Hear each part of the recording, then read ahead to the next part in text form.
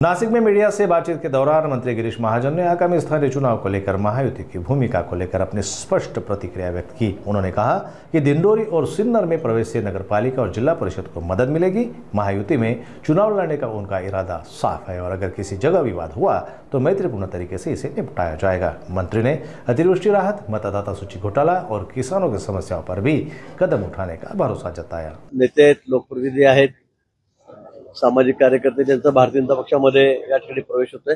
मला वाटतं या प्रवेशामुळे निश्चित आम्हाला नगरपालिका असेल, जिल्हा परिषद, पंचायत समिती असेल, त्यांना एक मोठा उपयोग त्या ठिकाणी होणार आहे आणि थोड्याच वेळामध्ये आमचे भारतीय जनता पक्षाचे अध्यक्ष रवींद्रजी चव्हाण हे त्या ठिकाणी येतील। मी सोबत त्या ठिकाणी आहे आणि आम्ही हा प्रवेश त्या ठिकाणी घेत आहोत। पण एकंदरीत जिल्ह्यातील परिस्थिती काय, कारण शिवसेना असेल किंवा अजित पवार गटाकडून सोमवारची चाचपणी केली जाते, भाजपची काय नाही? मी आधी सांगितलं की आम्हाला महायुतीमध्ये लढायचं आहे।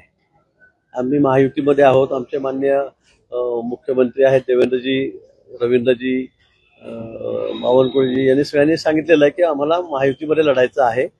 वरतूनही आदेश तसाच आहे, त्यामुळे प्रयत्न आमचा तोच राहील।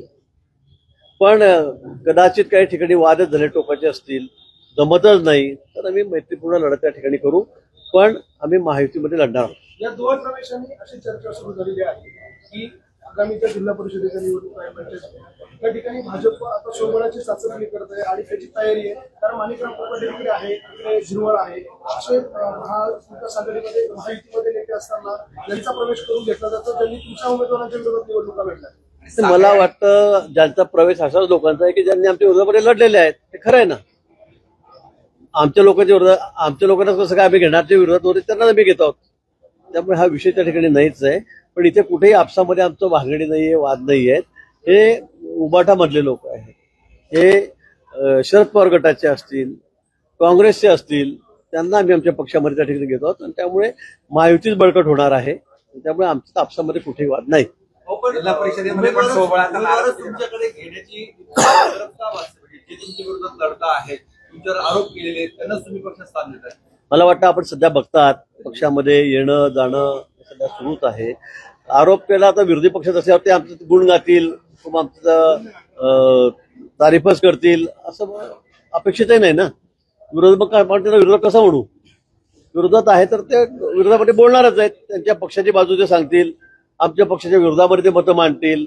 पण त्यांना जर असं वाटलं की आपण मुख्य प्रवाहामध्ये यावं, नरेंद्रजी मोदी आहेत पंतप्रधान आमचे, त्यांच्या नेतृत्वावर विश्वास ठेवून, देवेंद्रजीच्या नेतृत्वावर विश्वास ठेवून त्यांना जर वाटलं भाजपमध्ये आपण जावं, कारण शेवटी देशामध्ये, राज्यामध्ये सर्वात मोठा पक्ष आम्ही आहोत, भाजप आहे, आणि म्हणून त्यांना असं वाटत असेल त्यांना घ्यायला मला वाटतं काही हरकत असं वाटत नाही।